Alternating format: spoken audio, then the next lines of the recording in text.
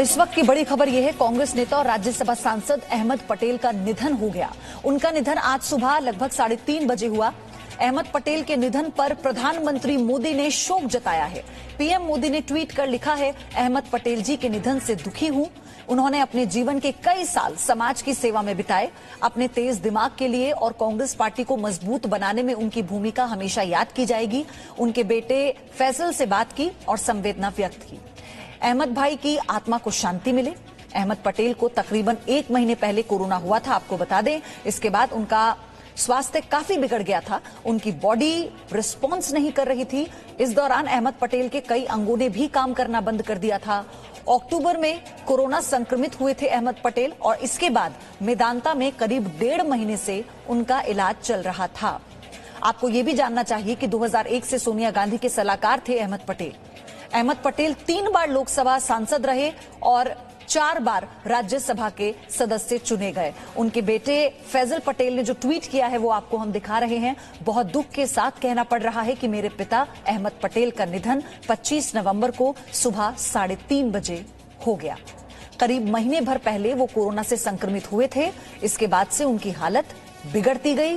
ये जानकारी फैजल पटेल, उनके बेटे ने ट्वीट कर दी और शरीर के कई अंगों ने काम करना बंद कर दिया। मैं सभी शुभचिंतकों से प्रार्थना करता हूं कि वे कोविड-19 प्रोटोकॉल का पालन करें और भीड़ ना करें व सोशल डिस्टेंसिंग का भी ध्यान रखें।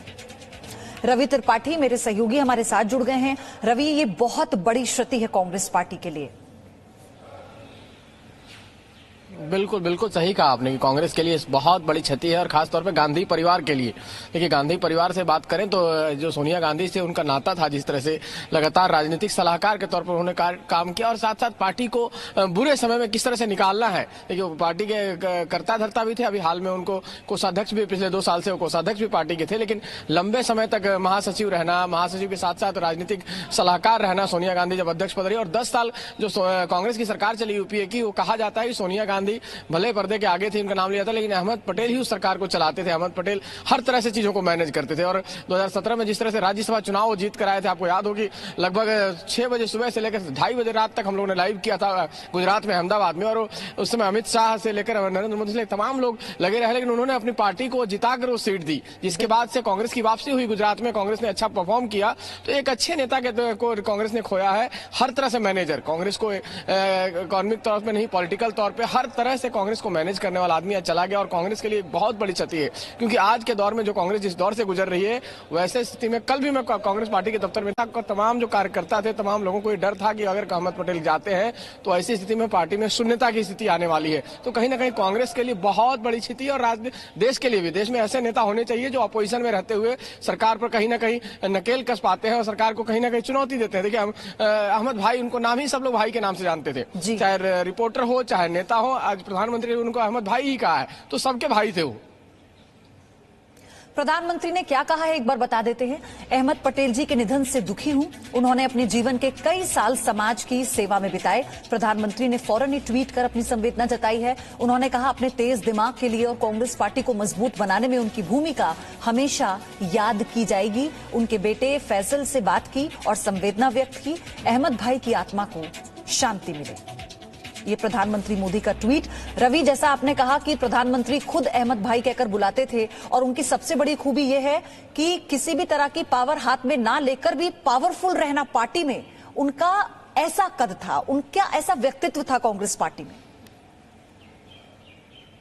देखिए, अगर कांग्रेस पार्टी के लिए कहे तो संकट मोचक शब्द जो है सबसे बेस्ट शब्द होगा उनके लिए। कांग्रेस पार्टी जब भी संकट में होती थी तो अहमद पटेल के अलावा कोई ऐसा शख्स नहीं था जिसको याद किया जाता था। और बड़े से बड़े नेता, चाहे तो मनमोहन सिंह हो, चाहे प्रणब मुखर्जी हो, चाहे कोई भी बड़ा नेता हो, अहमद पटेल की बात को नहीं टालता था, क्योंकि उनको पता था कि अहमद पटेल अगर कोई बात कह रहे हैं तो किसी वजह से बोल रहे हैं। और सोनिया गांधी का आदेश माना जाता था अहमद पटेल का बोलना।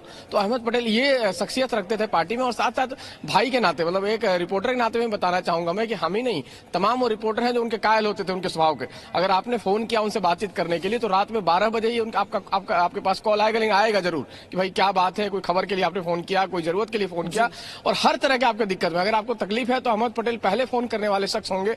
पार्टी के जो बीट कवर करने वाले हो चाहे नॉन बीट कवर करने वाले हो, बीजेपी के लोग जो कवर बीट रिपोर्टर होते हैं उनसे भी उतना ही बढ़िया नाता रखना। गेट नंबर 12 से जब राज्यसभा से निकलते थे तो तमाम रिपोर्टर्स उनके पास जाते थे कि अहमद भाई कुछ खबर दिया जाए। और यूपीए सरकार में कहते हैं कि यूपीए सरकार के दौरान अहमद पटेल जैसे निकलते थे, जो पार्टी की मीटिंग होती थी प्रधानमंत्री के आवास से, तो कहीं ना कहीं रिपोर्टरों को खबर देके चले जाते थे। तो खबर देने के साथ साथ एक दोस्ताना संबंध रिपोर्टर से भी बनाना, एडिटर से भी संबंध रखना, और जो राजनीति में बड़े तबके के लोग थे उनसे भी एक समानांतर व्यवहार बना के रखना, ये अहमद पटेल की खासियत थी, जो उसको लोग मिस करेंगे कि ऐसे नेता चाहे बीजेपी हो, चाहे कांग्रेस हो, चाहे किसी और दल में शायद ही देखने को मिलते हैं। गांधी के समय से वो कांग्रेस पार्टी से जुड़े रहे, और सबसे बड़ी बात है इंदिरा गांधी के समय पे उन्हें मंत्री पद देने की जब बात की गई तो उन्होंने संगठन में रहकर संगठन को मजबूत करने को प्राथमिकता दी। राजीव गांधी ने जब उन्हें मंत्री पद ऑफर किया तब भी उन्होंने संगठन में रहकर संगठन को मजबूत करने को प्राथमिकता दी। इसलिए मैंने आपसे कहा, आपने कहा ना संकट मोचन रवि, तो कैसे पावर पर ना रहकर भी पावरफुल होना पार्टी में, ये कद है अहमद पटेल का, ये कद था,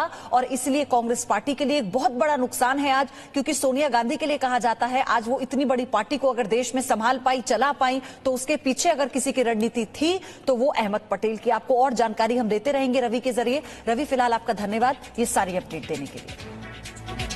Presenting B News app available on Google Play and App Store. Download it now.